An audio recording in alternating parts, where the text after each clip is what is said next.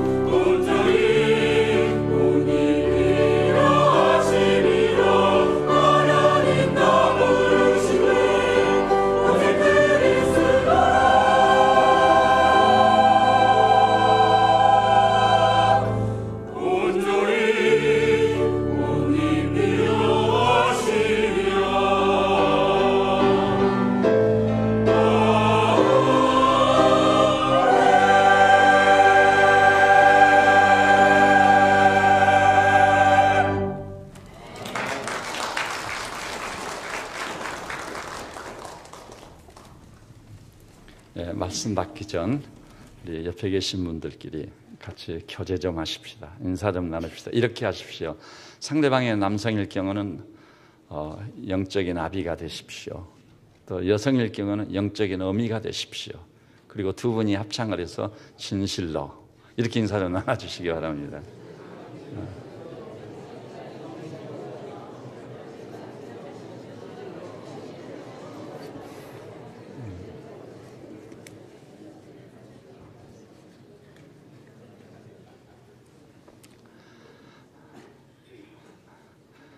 우리 한국 신학자든 목사님들이든 하나님 말씀을 제대로 강해하고 싶다, 이런 소원을 가진 사람들은 예외 없이 하나의 희망을 가지고 있어요. 그래서 달라스에 있는 저 유명한 달라스 세미나리, 달라스 신학을 가고 싶어 하는 것입니다.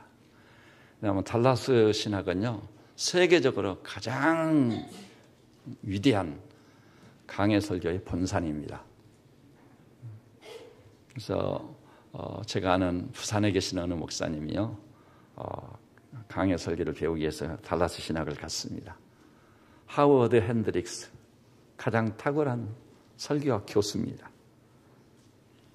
그분이 첫 강좌인데 갑자기 1분 30초짜리 영상을 딱 보여주더라네요. 이 목사님도 나름대로 관찰력이 뛰어난 분이에요. 좀 당황이 되기도 했지만 그 영상물을 눈여겨서 봤습니다. 그런 다음 시험이 출제됐어요. 방금 본 영상에서 당신이 발견한 것 다 기록해 보라고.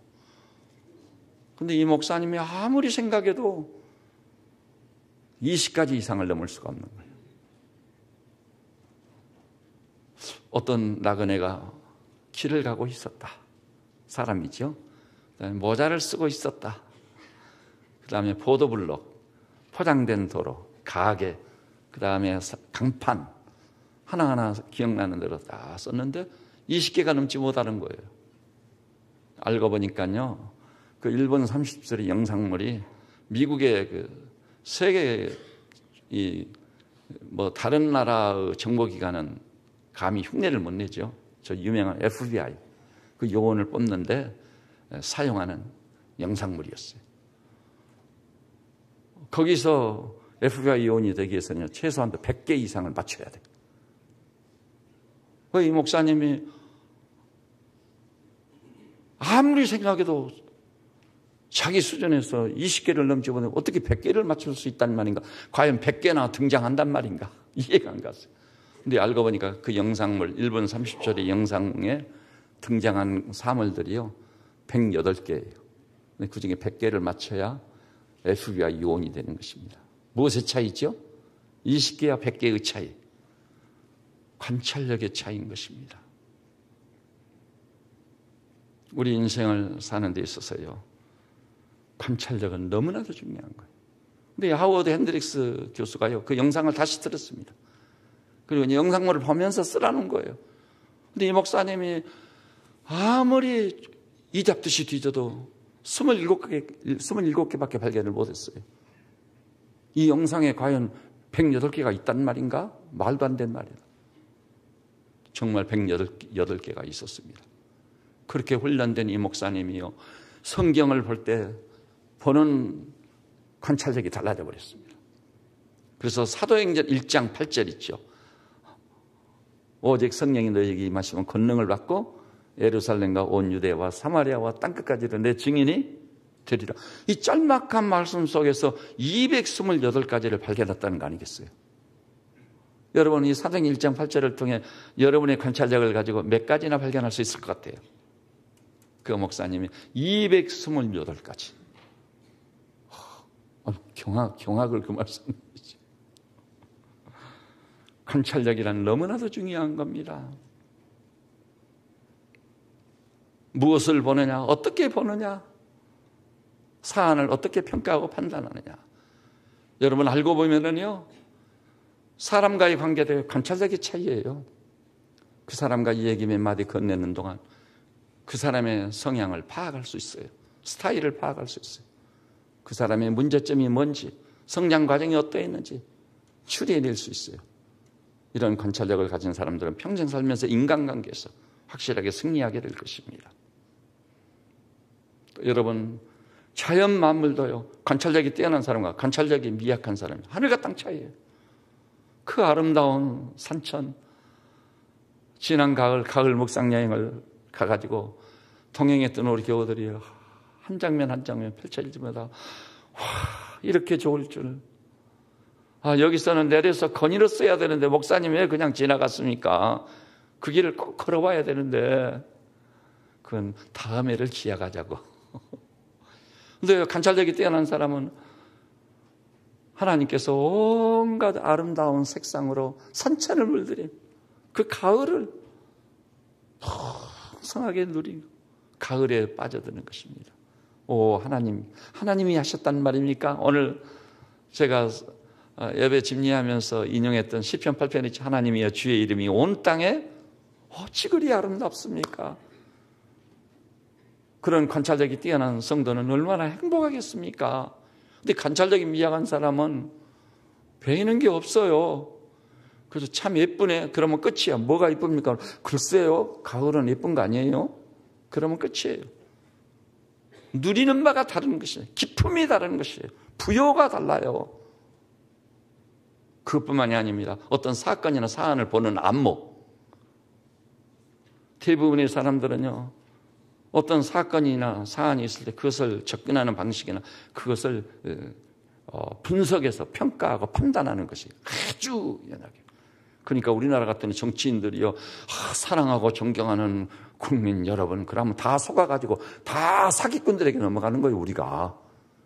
여러분, 제가 생각할 때는 정치하는 사람들, 여의도 정치 1번지에 있는 국회의원들요, 10중 9 이상은 사기꾼들입니다. 제가 볼 때는. 제가 다 분석해 봤어요. 사기꾼들이야. 자기 입속 차리겠다고 국민들 다 속이고, 그것도 거짓말. 사기꾼들이 말재간이 있지 않아요. 무서운 사람들이.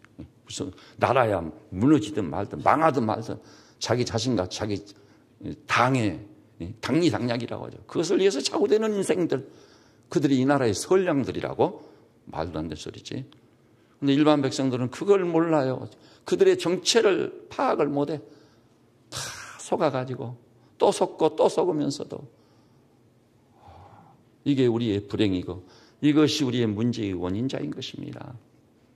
저는 우리 세비체 양머리들이요, 사람을 보든 자연을 관찰하든 탁월성을 보이는 관찰력을 가진 성도들 되시기를 주님의 이름으로 축복합니다. 근데 이것은요, 하나님의 말씀인 성경을 접근하는 방식도 예외는 아닙니다. 어떤 사람은요, 성경을 보니까 하얀 것은 정이고 까만 것은 윤세된 글씨다.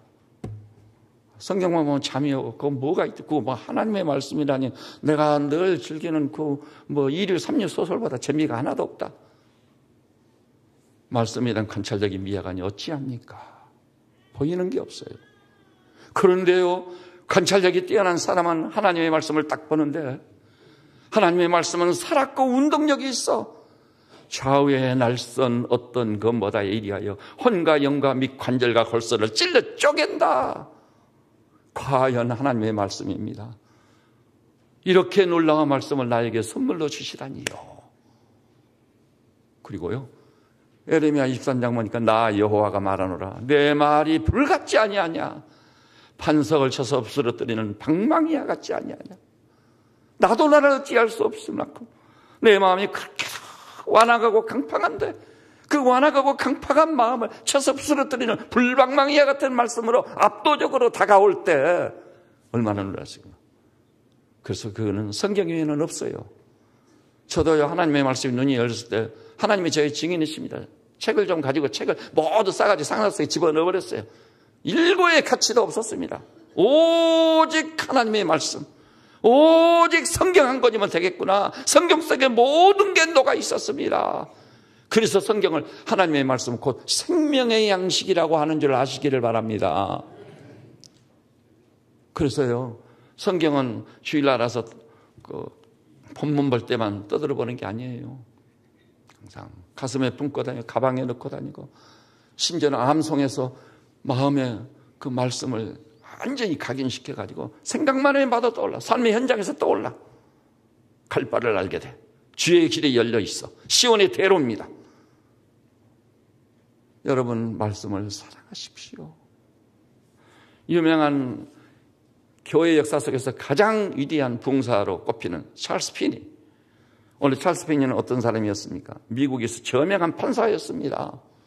그런데 법률가들은요, 우리나라도 예외가 아닙니다. 변호사든 검사든 판사들이든 법학을 전공하는 사람들은요, 넌 크리스찬들도 타종교인들도 율법을 봐요.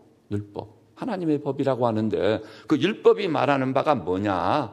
그리고 율법이야말로 모세오경이야말로 이 세상에는 모든 법의 뿌리예요. 뿌리. 딱 보는 거. 그때 그 법을 어겼을 때 하나님이라는 사람의 기준에 심판 기준은 뭐냐? 어떤 형벌을 내리느냐? 그걸 보는 거예요. 찰스 피니도 판사였기 때문에 예외 없이 율법을 보게 됐어요. 넌 크리스찬인데 봤습니다. 근데 율법을 하나하나 본 의미를 추적해 가는 과정 중에서 놀라운 사실을 발견했습니다. 이제 율법의 범위를 넘어서 가지고 다른 성경까지 보게 된 거예요. 그런 가운데 성경에 기록된 말씀이 32,500가지가 실제로 이루어졌음을 알게 된 거예요. 몇 가지가요? 32,500가지가 이루어진 거예요. 이럴 수가 있는가? 이런 책이 있단 말인가? 이건 사람의 말이 아니구나. 이건 하나님의 말씀이구나. 스스로 고백이 됐어요. 그러니까 철저성이 있는 사람이니까 그거 발견한 거죠. 그래서 이 사람이요,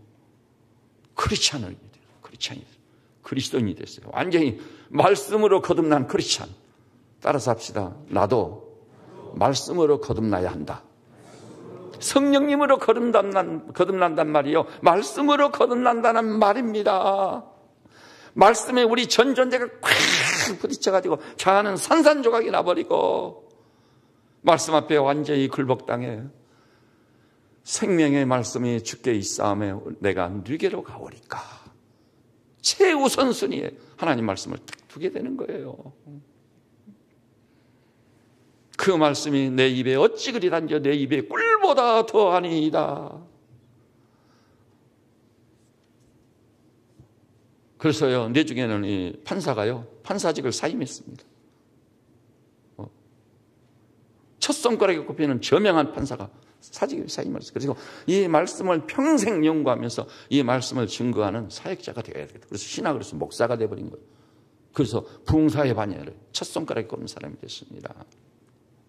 그렇다면 여러분, 이 하나님의 말씀은 성경을 우리가 어떻게 접근할 것인가?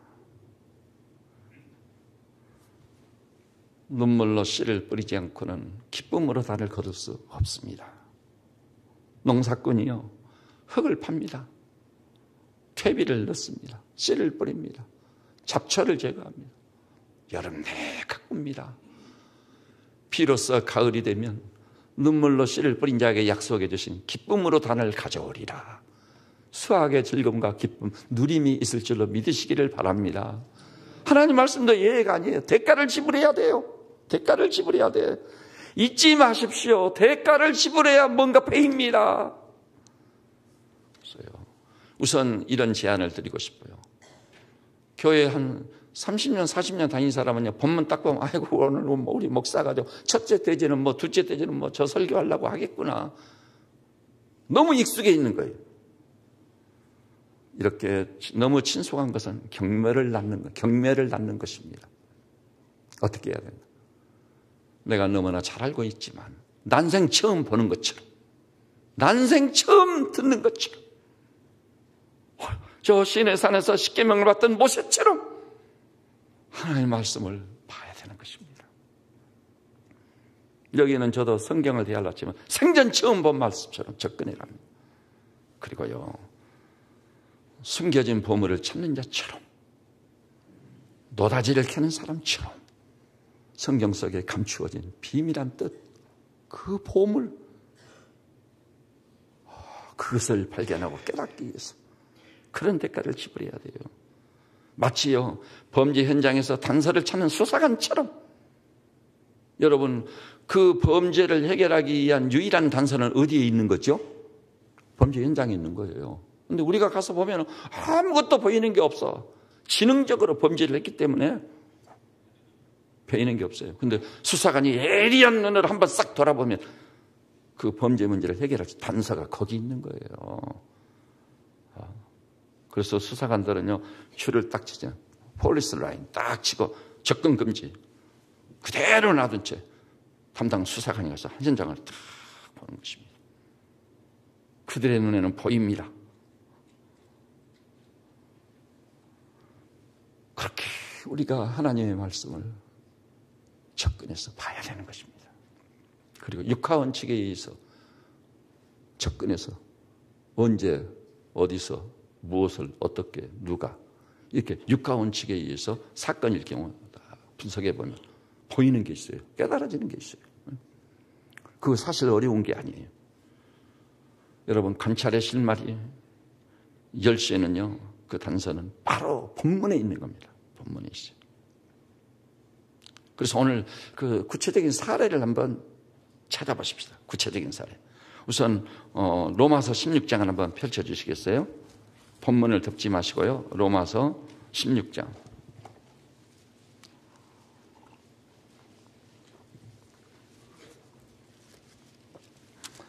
성경을 어떻게 접근하고 어떻게 봐야 될 것인지 좋은 사례라고 보여집니다. 16장 우리 3절부터요.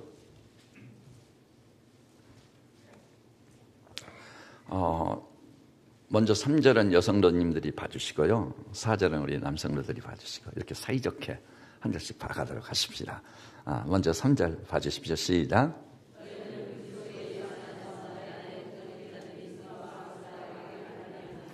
이 본문을 딱 보니까 어떤 내용이죠? 로마에 있는 성도들을 대상으로 사도 바울이 문안을 하고 있어요. 문안.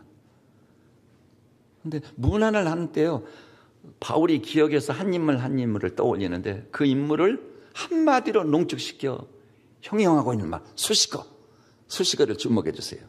자, 먼저 3절에서 거론된 인물은 누구죠? 브리스가와 아굴라 두 분에게 문안한 부부거든요. 네, 그들을 뭐라고 말씀하고 있어요? 수식을 붙였는데 그리스도 예수 안에서 나의 동역자. 이 동역자라는 말은요, 우리 한국인들에게는 어떻게 보면 너무 아쉽고 서러운 용어예요. 왜냐하면 우리 한국인들 형제끼리든 그렇게 몇십 년 묵은 우정끼리든 동업을해서 그냥 왼수가 돼버린 왼수. 동업하면 안 됩니다, 여러분이. 원수로 귀결되고 맙니다. 동역이 안 되는, 동역이 뭔지를 몰라. 프리스가와 아굴라라는 인물이 그리스도 예수 안에서 나의 동역자. 어느 정도 동역을 이뤘어요. 4절 보니 그들은 내 목숨을 위하여 자기들의 목까지도 내놓았나니. 가슴 저미는 감동이 있습니다. 바울이 스스로 그렇게 평가했어요. 내 목숨을 위해서 자기들의 목까지도 내놓은 사람들이다. 그것이 진정한 동역이 아니고 무엇이겠느냐. 프리스가와 아굴라를 맨 먼저 들었어요. 이 목회자로서 바울은 너무 행복한 사람인 거예요. 바울이 그 서신을 보면은요, 영적인 의미에서 굉장히 까다로운 사람이거든요. 엄청 까다로운 사람이에요. 그리고 책망도 잦은 사람이에요. 그런데 브리스가 아굴라가 바울을 위해서 그들의 목숨까지도 내놓을 정도로 그렇게 아름다운 동역을 이루니 첫 손가락에 꼽지 않겠어요? 동역자라는 용어를 썼어요.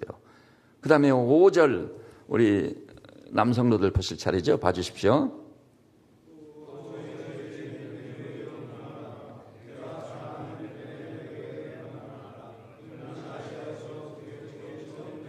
예, 에베네도를 향해서 문안할 때 한마디 수식어를 붙였습니다.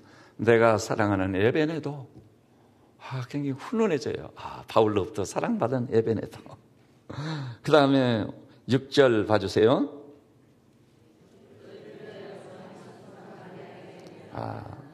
예수님 모친 마리아가 아니고요, 동명이인이거든요. 근데 그 마리아를 수식하는 용어가 너희를 위하여 많이 수고한 마리아.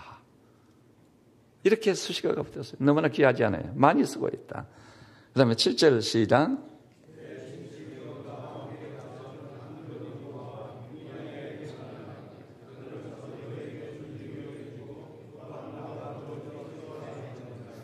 네.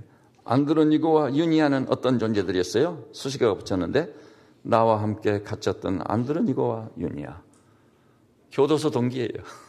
교도소 동기. 복음을 위해서 바울과 같이 감옥에 수감된 사람들. 얼마나 귀하고도 귀합니까? 그 다음에 8절이요. 시작. 이 단순한 인사말이 아니에요.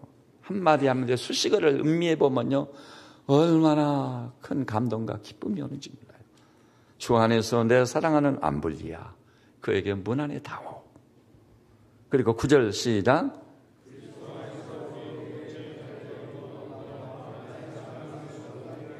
예, 역시 동역자란 말이 나왔죠.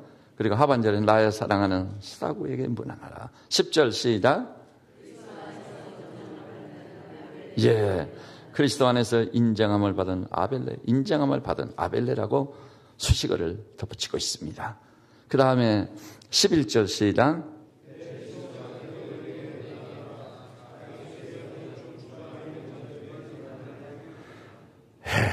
여러분, 헤로디온은요 바울의 친척일 뿐이지 수식어가 없어요. 수식어가 없는 사람도 특징이에요. 오늘 여기 앉아있는 분들은요, 이 목사가요, 어떻든 목회자니까 여러분을 한마디로 평가한다면 뭐라고 수식어를 붙일 것 같아요? 수식어를 붙일 것이 전혀 없는, 그 김 집사님 우리 교회 교인인데요, 거기서 끝난다면 아쉬움이 너무 큽니다. 그 김 집사님이요, 정말 제가 너무나 사랑하는 집사님이십니다. 너무나 귀한 분이십니다. 그분이 안 계시면 우리 교회 영적 분위기가 깨질 정도입니다. 평신도지만 목사인 제가 너무나 존경에 맞이하는 신앙이 귀감이 된 인물입니다. 이런 다양한 평가를 한다면 얼마나 감사하겠어요. 그 다음에 12절 한 목소리로요.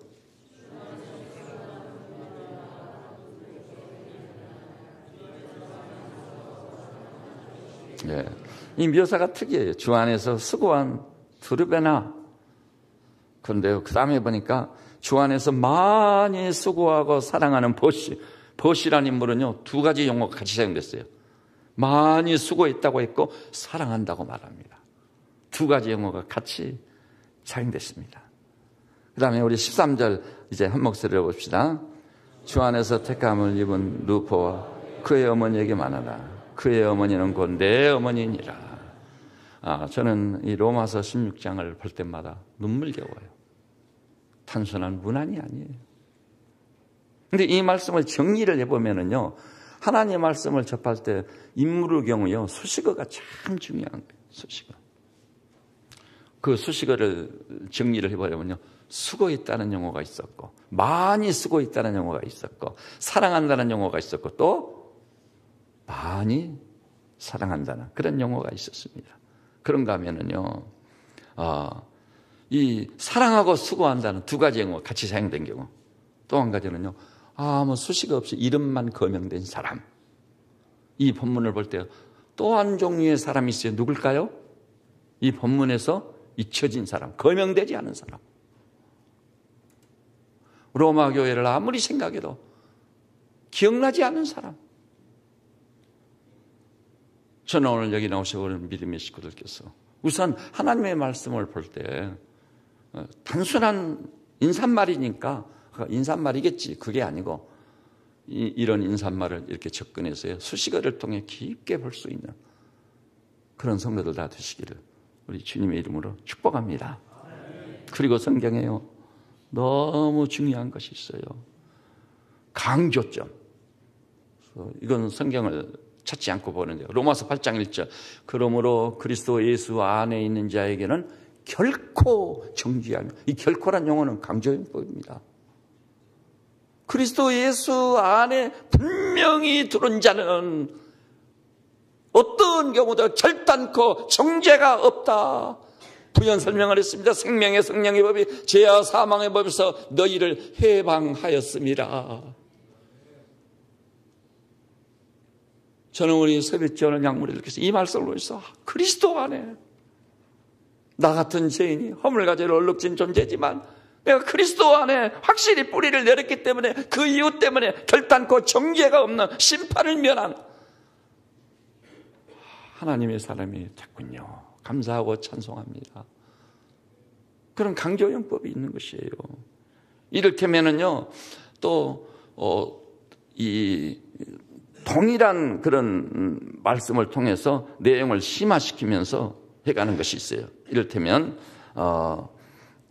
산상설계는 그 말씀 아시죠? 구하라, 뭐 하라는 얘기죠? 기도하라는 얘기예요. 그 다음에 찾으라, 그것도 무슨 얘기죠? 기도하라는 얘기예요. 똑같은 얘기를 어형을 변형시켜서 말씀하고 있는 거예요. 그 다음에 두드리라, 역시 뭐 하라는 얘기죠? 기도하라는 얘기예요. 근데 어형을 변형시켜서 내용을 심화시키며 강조하는 거예요. 구하고 찾고 두드리면 주실 것이요 찾을 것이요 열릴 것입니다. 이건 쉽게 얘기하자면 무슨 얘기예요? 기도하면 틀림없이 응답을 주겠노라. 이것이 강하게 내게 오는 것이에요. 이걸 전진대꾸법이라고 하는데, 이런 문법적 구조를 통해 우리에게 엄청난 메시지를 주고 우리를 기도의 사람이 되게 해버리는 것입니다.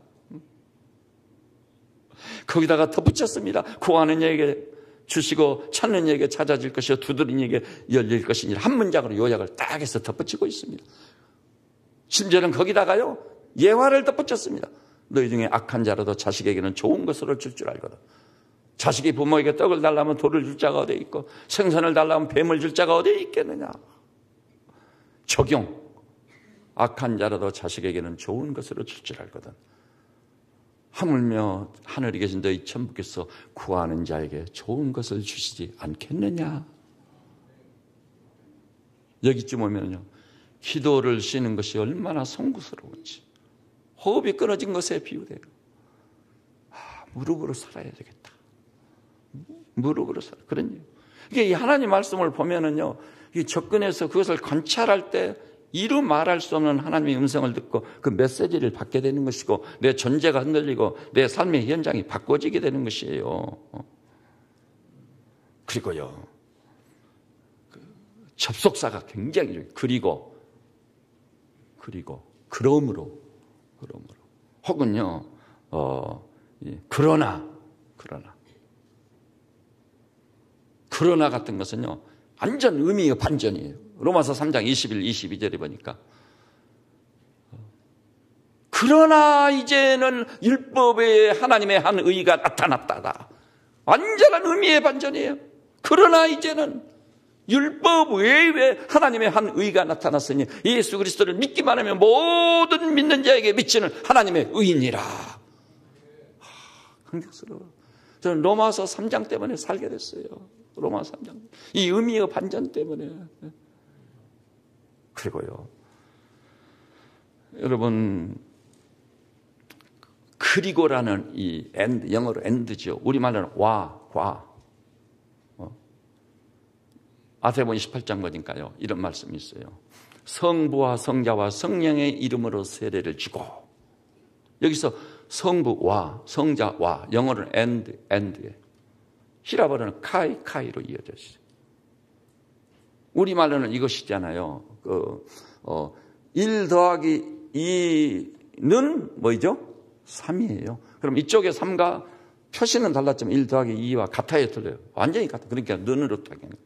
그런데 여기 and, 카이는 무슨 뜻이냐면 독립적인 존재다, 이 의미가 첫째는 있어요. 성부와 성자와 성령은 독립적인 존재로서 하나님이세요. 그런데 거기서 끝나면은 우리는 하나님을 몇 분으로 믿는 것이 되겠죠?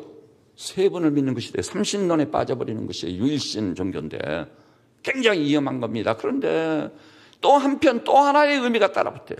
성부와 성자와 성령 완전히 동일하시다네요. 한 분뿐이신 하나님 같은데요. 그런데 아까 삼신론에 빠질 만한 위험성이 거기 있는 거예요. 성부와 성자와 성령이니까. 그런데 너무나 놀랍게도 그 다음에요, 성부와 성자와 성령의 이름으로. 이 이름이라는 용어가요 단수로 사용됐다는데 주목해야 되는 겁니다. 성부와 성자와 성령님이시니까 사실 이름을 표시할 때 가장 정확한 히라버로서는 복수를 써야 돼요? 단수를 써야 돼요? 복수로 받아야 맞습니다. 3분 하나님을 말씀했으니까 성부와 성자와 성령의 이름들로 해야 돼요. 3분이니까 같이 복수로 균형을 맞춰줘야 돼요. 그런데 놀라운 사실은 단수로 사용된 것입니다. 성부 하나님이 독립적인 존재입니다. 성자 하나님이 독립적인 존재입니다. 성령 하나님이 독립적인 존재입니다. 그럼에도 불구하고 이름 한 분 하나님 단수로 표시될 수밖에 없어요. 그래서 우리 기독교는 유일신 종교인 겁니다. 삼위일체가 거기서 성립되는 것입니다. 성경을 잘 관찰하면서 보는 훈련과 습관을 길들여 놓으면 그런 평생 성경을 하나님의 말씀으로 생명의 양식으로 공급받으니 주의 말씀이 내게 어찌 그리 단지요 내 입에 꿀과 송이꿀보다 더 달도다. 그 말씀이 너무 그립고 사모해서 자다가도 벌떡 일어나 야경이 깃기 전에 내가 주의 말씀을 사모했나이다. 입을 열고 헐떡이며 주의 말씀을 사모해서 온종일 주의 말씀을 묵상했습니다. 그리고 누가 복이 있느냐? 주야로 주의 법을 묵상하는 자가 복이 있도다. 이렇게 될 줄로 믿으시기를 바랍니다. 오늘 여기 나오신 사랑하는 형제 자매님들, 여러분 어떻게 하실래요? 말씀과의 관계를 어떻게 설정해 오셨습니까? 우리가 살고 있는 이 시대가 어떤 시대입니까? 단연코 말씀드립니다. 이것은 흑암의 세력, 사탄의 세력이 미혹의 영으로 활발하게 역사한 결과들입니다. 여러분, 집집마다 텔레비전이 있어요. 집집마다 사람마다 뭐 가지고 있죠? 핸드폰 다 가지고 있어요. 거기서 접하는 영상들은 어떤 것들입니까? 영화 만드는 사람들이요. 대표적인 떠오르는 영화 이름이 하나가 있는데 살인의 추억. 왜 그런 영화를 만들어요? 만들어가 지 아들이나 배해주지. 이럴 수가 있느냐 말이에요. 우리 아들, 딸들 그거 본 사람은 어른도 여기가 아니야. 입력이 되는 거예요. 영상은 입력이 탁 돼가지고 기회만 되면 살인의 추억이 나오는 거예요. 아마 그 영화 이름상 볼 때 아마 살인 사건이 있을 것 같아요. 틀림없이 살인의 추억이니까 살인자가 될 가능성이 딱 있는 거예요. 네? 요즘 나오는 모든 영상물에 요약된 표현법이 뭐죠? 폭력물, 음란물. 우와, 이 음란물 이거 잠재적인 성범죄자들이 다. 여러분, 성범죄자들이요, 그 사람들 나무라지 마십시오. 원인이 따로 있다는 걸 너도 알고 나도 알고 다 알아. 법을 입법하는 국회의원들 모르는 사람들이에요. 그 사람들 지능적인 인물들인데, 네? 그 분야에 지도급 있는 사람들 그 모르는 얘기예요? 인권이라는 이름으로 동성애요?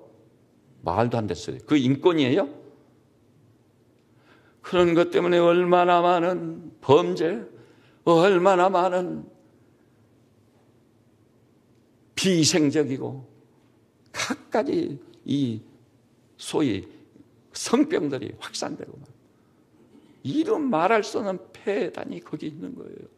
인권이란 용어는요, 마땅히 보호해야 될 그런 가치가 있는 인권에 대해서 보호라는 것을 하는 것이지, 예? 그런 음란물을 만들고 성범죄자들만 남으라고 있어요? 잠재적인 성범죄자들이요. 그래서 지금 우리나라는요, 말이 아니야. 이혼율이 그 얼마며. 여러분 아시다시피, 예? 이제는 중학생들까지 성범죄자들이 뭐 급격히 늘어나고 있어요, 지금. 그리고 우리 정신적인 것이 해이되어 가지고 다 어느 정도까지는 우리도 범죄에 노출되어 있고 그런 마인드를 가지고 살고 있는 것입니다. 할 수 있는 한 그것을 덮어두시고 여러분 하나님의 말씀으로 오시기를 바랍니다. 그 외에는 답이 없습니다. 이거 뭐 교육이요? 지능적으로 범죄하게 만드는 것이 오늘날 교육이에요. 지난주에 제가 그 통계 숫자를 인용했잖아요. 국가적으로요, 지금 초중고까지 쏟아붓고 있는 재정이 어느 정도라고요? 41조 원이요. 41조라는 것은요, 하도 많은 돈이야. 그 분량을 예측을 못합니다. 우리는 41조 어마어마합니다. 집에 가서요 41조를 억으로 표시해 보세요. 엄청나요, 엄청나. 그리고요, 가정에서 사교육비로 지출하는 게 얼마라고요? 40조요. 또 이런 교육비 저런 거 짜시기까지 하면 100조가 넘네, 100조. 이런 엄청난 돈을 쏟아봐. 그리고 교육의 수장들이 누구예요? 이영덕 총리. 그 양반 장모님입니다만 그분 세계 교육학의 석학이요. 정원식 총리, 그 사람도 장모입니다만은 세계 교육학의 석학이요. 정상에 있는 사람들이. 서울 교육감 지냈던 조희연이 전에 누구죠? 문용린이라는 사람, 서울대 명예교수, 교육학의 석학이요. 이 사람들이 교육학을 몰라서 그런가요? 제가요 최근에 이영덕 또 문용린 서울대 명예교수 이 사람들 글을 읽어봤어요. 현대 교육학에는 답이 없다. 결론 내렸습니다. 다른 방법이 없습니다. 그렇게 돈을 쏟아붓고 교육의 석학들이 최신 교육의 논리를 펴도 안 됩니다. 안 돼요. 오직 하나님의 말씀으로 돌아오셔야 합니다. 말씀으로 승부를 걸어야 됩니다. 여러분 자녀들 무엇으로 세우시겠습니까? 사교육비 써가지고 해봤댔자. 내 중에는 내가 너를 어떻게 길렀어요? 잔소리 좀 그만하세요. 그래서 원수가 되면 왼수 중에 N수가 되버립니다. 이 길을 가시겠습니까? 그래서 제가 교회에서 3월 하순부터 교육을 시켜가지고 4월부터 실현하게 될 겁니다. 예고합니다. 매월 첫 주간, 첫 주일에는 3대 예배가 있습니다. 3대 예배가 발전적으로 나가게 될 겁니다. 왜냐하면 3대가 같이 아브라함과 이삭과 야곱, 너와 내 아들과 내 아들의 아들, 너와 내 씨와 내 씨의 씨를 3대가 동시대를 살고 있는데 신앙이 뜨적거리게 같은 거예요. 부모가 자식의 신앙을 책임졌으니까 수직적으로 신앙 전수에 성공하는 거예요. 그러기 위해서 그 다음에 둘째 주간에는요, 금요일 저녁에 3대가 드리는 금요 기도회. 아들들, 딸들 다 깨워서 처음에는 울며 불며 막 안 오려고 해도 억지로 데리고 오세요. 그러면 금요일 저녁에 텔레비전 앞에 있는 게 아니라 스마트폰을 보는 것이 아니라 말씀 보고 그리고 나머지는 하나님께 맡기세요. 하나님이 알아서 얘들을 다 품어주시고 수술해 주시고 다 세워주실 겁니다. 그리고 셋째 주간은 첫 새벽에요. 딱 정해놓고 3대가 드리는 새벽 예배. 요즘은 젊은이들이 왜 새벽 기도회가 없는지. 나는 중학교 때 새벽 기도를 다녔는데 캄캄한데 새벽 기도에 달려가다가 옛날에는 그 도로가에 상가들이 짜기, 그 상가에 뭘 받치는 그 받침, 여기 쇠나 이런 게 있잖아요. 거기다가 얼굴을 콱 부딪혀가지고 코피가 터졌는데 코를 싸매고 새벽 기도 갔거든요. 근데 그 새벽 기도의 추억이 굉장히 인상 깊게 남아요. 내가 새벽을 깨웠었다. 그 새벽에 하나님께 나와서 기도의 불을 떼고 거기서 울며 불며 땅을 치며 박수를 치며 부르짖어 기도하는 성도들의 기도 소리가 쟁쟁하게 들리는 거예요. 애들을 강요해서라도 거기 데리고 오면 내 중에는요, 그것이 강요가 아니요, 내가 살 길로 나를 인도했었구나. 역시 아비의 사랑이 어미의 사랑이구나. 그걸 알게 되는 거예요. 그래서 기어코 우리 교회 안에서 이 장차 조국을 책임지는 사람, 가정을 명문대가로 세우는 가정들, 교회를 만방의 영감의 원천으로 세우는 사람들, 이 교회 안에서 글로벌 시대에 세계 인류에게 해자되는 위대한 인물들을 배출하는 내 아들과 내 딸이 요셉이 되고 다니엘이 되는 놀라운 역사가 있어야 되겠습니다. 그것은 말씀 외에는 답이 없습니다. 그것을 위해서 마음을 모으고 자리를 같이 하고 기도에 부를 때는 우리 성도들 되어주시기를 주님의 이름으로 축복합니다. 오늘 제가 진짜 설교할 본론은 지금 하나도 못했네요. 이게 좀 일부 예배 때는 다 하고도 시간이 여유로웠는데 어떻게 된 건지 본론은 다음에 이 시리즈로 하는 설교 계속 해 나가겠습니다. 여러분 1시간 더 빼면 이 시리즈 설교를 꼭 들으시고 이 어지럽고 폐역한 시대에 말씀의 사람들 되시되 하나님의 말씀을 성령의 검으로 쓸 만큼 주의 말씀에 능한 종들 되시기를 주님의 이름으로 축복합니다. 말씀으로 나를 이기고 죄를 이기고 미혹과 유혹을 결박지어버리고 사탄의 세력을 묶어버리고 말씀으로 승리해서 우리 하나님은 살아계시도다 외치며 사나니 달려가며 사는 우리 성도들 다 되시기를 우리 주님의 이름으로 축복합니다. 기도하십시다. 거룩하신 아버지, 오늘 주의 날이자 부활의 큰 날입니다. 예배하는 날입니다. 우리를 세상에 두지 아니하신 것으로도 너무 감사하고 찬송합니다. 우리가 예배자가 되게 하신 것을 생각할 때 측량할 수 없는 은혜요 특권입니다. 그리고 예배 중에 하나님께서 임재하셔서 심히 연약한 종을, 이 약하고 무익한 자를 도구로 쓰셔서 하나님의 말씀을 선포하겠으니 참으로 감사하고 찬송합니다. 세빛자는 양무리들 오늘 이 예배 참여 형제자매들은 한 분도 죄됨이 없이 말씀의 관찰에 성공해서 아버지, 말씀이 달기가 꿀 같게 하시고 말씀이 살았고 운동력이 있는 것이 되고 속히 달리는 말씀이 되게 하시고 생명의 꼴이 되게 하시고 기름진 양식이 되게 하시고 말씀으로 말미암아 부여를 회복하고 직면하는 모든 문제에 승리하고 말씀으로 말미암아 내 앞에 뚫린 시온의 대로를 볼 수 있도록 축복하여 주시옵소서. 그리하여 마침내 대한민국은 어느 학교든 첫 시간 시작하기 전 하나님 말씀을 낭독하고 기도의 불을 떼고 학과 공부를 시작하는 변화가 있도록 축복하여 주시옵소서. 예수님의 이름으로 기도드립니다. 아멘.